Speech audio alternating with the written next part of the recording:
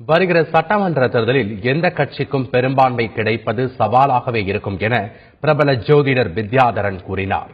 தந்தி தொலைக்காட்சியில் ஒளிபரப்பான மக்கள் யார் பக்கம் நிகழ்ச்சிக்கு பேட்டியளித்த அவர், வருகிற மே 9ஆம் தேதியில் இருந்து 11ஆம் தேதிக்குள் தேர்தல் நடைபெற வாய்ப்புள்ளதாகவும் தெரிவித்தார். மார்ச் 9ஆம் தேதி சூரிய கிரகணம் நிகழ இருப்பதனால் அரசியலிலே நிறைய மாற்றங்கள் ஏற்பட இருக்கிறது. மார்ச் மாதம் 10ஆம் தேதி முதல் அரசியல் கட்சிகளிடையே கூட்டணி பற்றிய பேச்சுவார்த்தைகள் அதிகமாக தொடங்கும். வேட்பாளர் அறிவிப்புகள் எல்லாம் சில பிரதான கட்சிகள் அறிவிப்பதற்கும் வாய்ப்புகள் இருக்கிறது. இந்த சூரிய கிரகணம் நிகழ்வதனால் எல்லா வகையிலுமே அரசியல் கட்சிகள் கொஞ்சம் குழப்பம் அடைய வாய்ப்புகள் இருக்கிறது.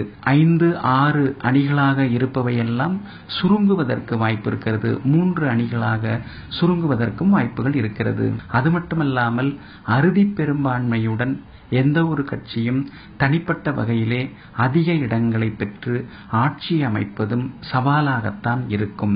மே மாதம் 9ஆம் திகதியிலிருந்து 11ஆம் திகதிக்குள் சட்டசபைக்கான தேர்தல் நிகழ வாய்ப்பு இருக்கிறது.